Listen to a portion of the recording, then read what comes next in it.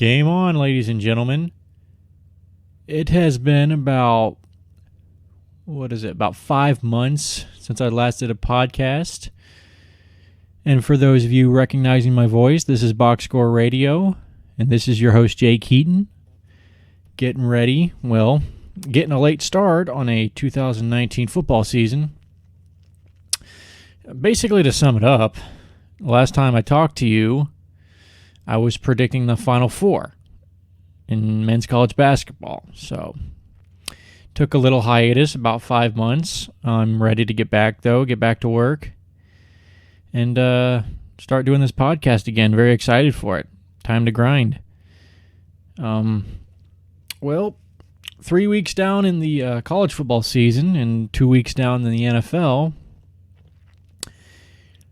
I can pretty much tell you that the Patriots are going back to the Super Bowl. Tom Brady's looking like his normal self. Offensively, they have new weapons, Antonio Brown. Of course, Bill Belichick still coaching, still doing his thing. And now what we're noticing from the Patriots is that defensively, they're looking really solid.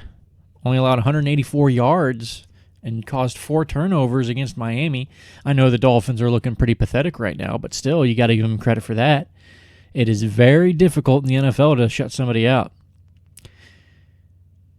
So, I can pretty much guarantee that. Also in the NFL, big news today,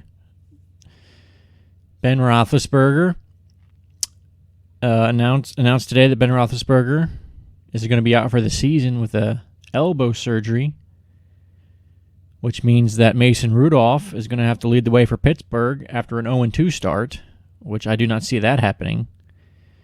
The Ravens are looking great in the AFC North. Lamar Jackson, I don't know what the hell has gotten into him, but he's looking solid.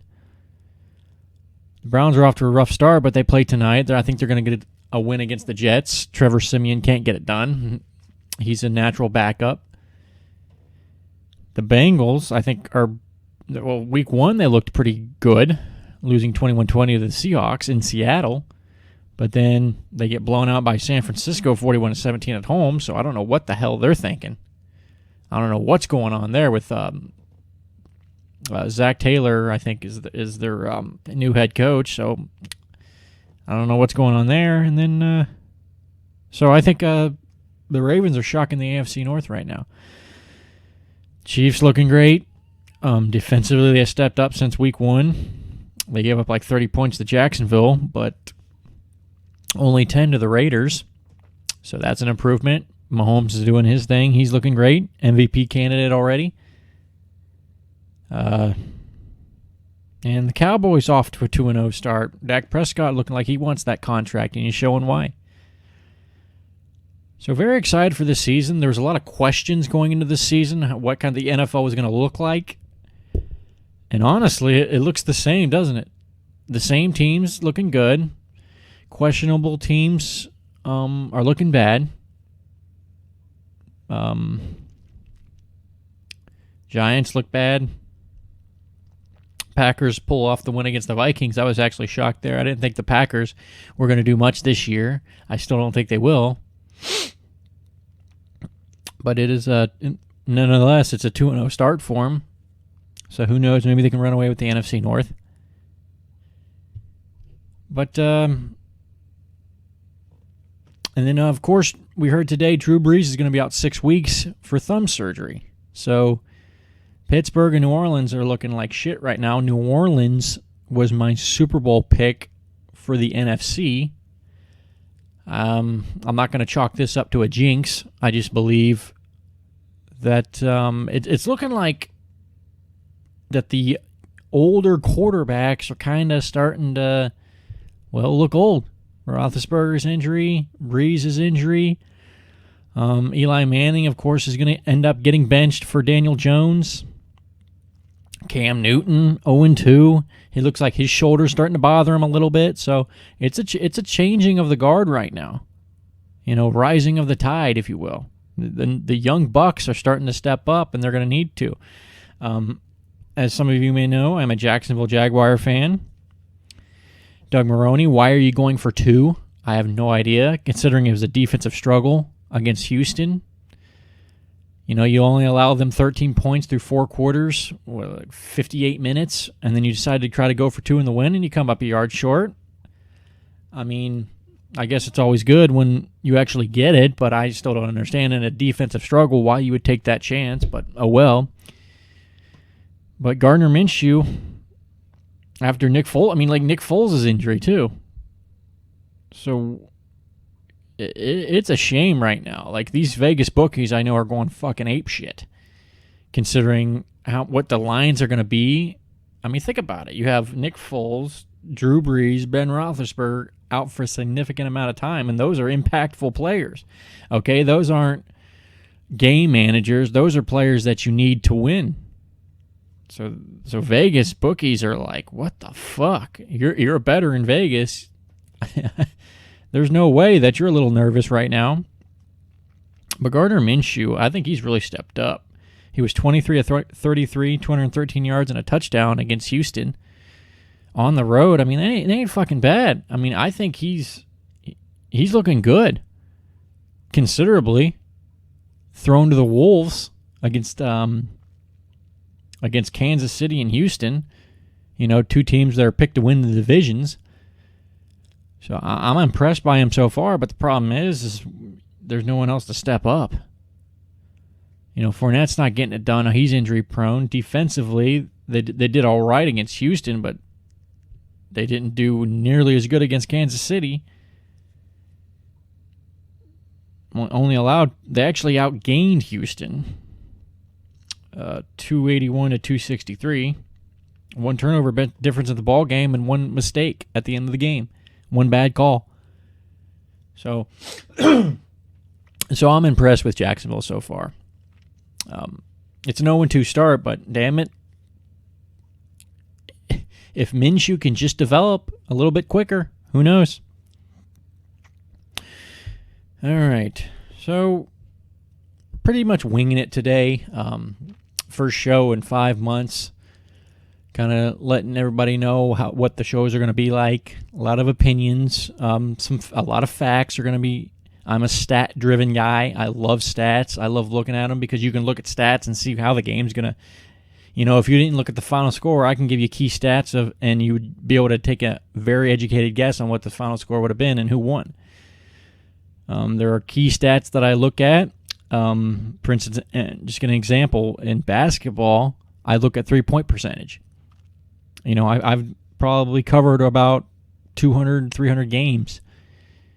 And I think one instance, a team that shot 50% or more from 3-point land lost. So most of the time, 99.9% of the time, you shoot above 50% from 3-point range, you win the game. Those are key stats. Those are what I give to you. Nobody else will. They don't care. I do. In football, you look at third down conversions. If a team's converting on third downs, they're moving the ball because eventually you're going to get in a third down situation. It's just going to happen. Key stats let you think, And I give opinions, unbiased opinions. I'm not afraid to drop F-bombs as you heard already. I let it fly. I sling it. But I think what I got overwhelmed with the first time or the last time I started up this podcast was I wanted to get a lot of practice in, and I didn't really have the time. And so I just rushed it and tried to stress myself out and overdo it and tried to go 5 days a week. I've decided that I'm only going to do a Monday and Friday podcast. That's 2 days a week. The Monday podcast is basically going to be a recap of the weekend games. And then the Friday podcast is going to be a recap of the games throughout the week, plus predictions for the games of the weekend. Very excited for it. Less stress, a lot of information, same energy level, and same information, same style. I love it. So I'll give my prediction tonight. Browns-Jets, 0-1. Cleveland, 6.5-point favorite. They're going to rebound. They're going to win. Trevor Siemian is not the guy for New York. Sam Darnold is, but he's dealing with mononucleosis. Tough break. The Jets are at home, but I still don't see how the Browns don't rebound. They have too much talent. Too much talent. I mean, we've seen this with Dallas, though, for a couple years. Statistically, they were top 10. I think one year they were, after the first 3 or 4 games, they were top 10 defensively and offensively, and they were like 0-3. They couldn't pull it out, but the Browns got humbled last week against Tennessee, who ended up losing to Indianapolis. And we see this with week 2 in the NFL. We see this all the time. Week 1, some teams pull out the win. They grind it out. Week 2, the teams that usually get the upsets fall. The teams that lose week 1 and we think, oh, God, they're out of it. They come back and they rebound, usually like the Colts did.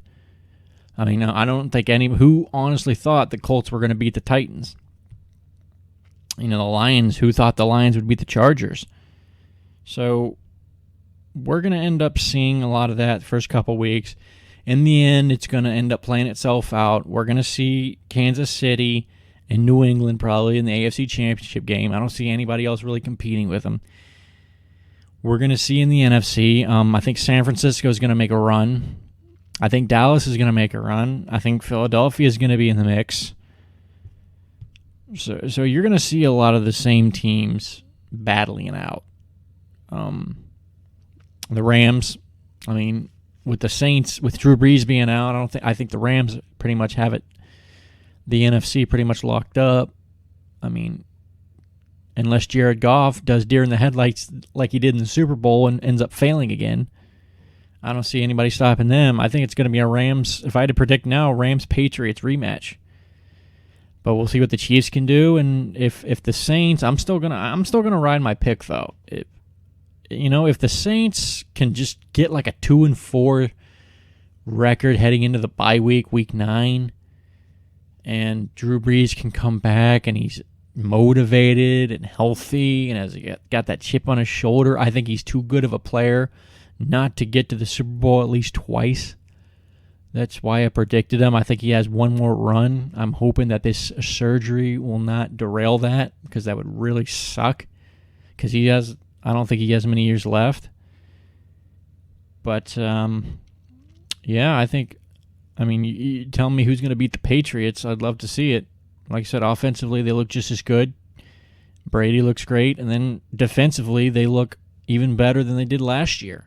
So it's going to be very tough to beat those teams, the Rams and the Patriots. And also, if you're aware, I am a Notre Dame fan.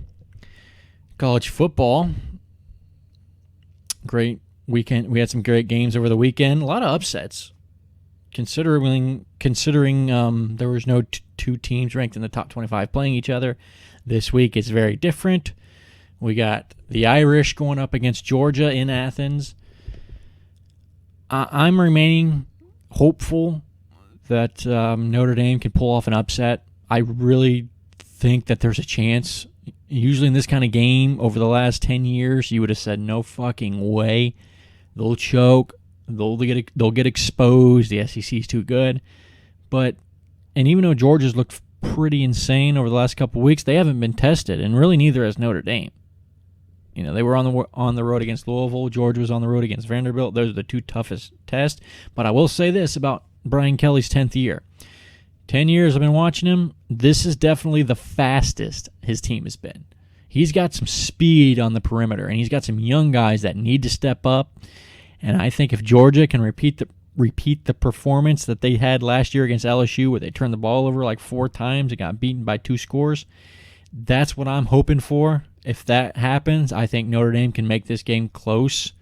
And if Ian Book can just stay relaxed, and if Charlie Weis can just game plan to where he doesn't put Ian Book in a situation where he's going to get hammered, like, do not drop back. You knew this from the 2017 game. When you got sacked, it was a strip sack in the last minute of the game, down 20-19. Brandon Wimbush was the quarterback. You just know that defensive line of Georgia has got enough speed and enough talent, they're coming after you.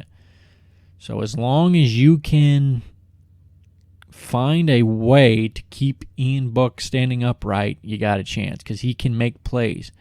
Cole Kmet, Notre Dame's star tight end, he's back for the game.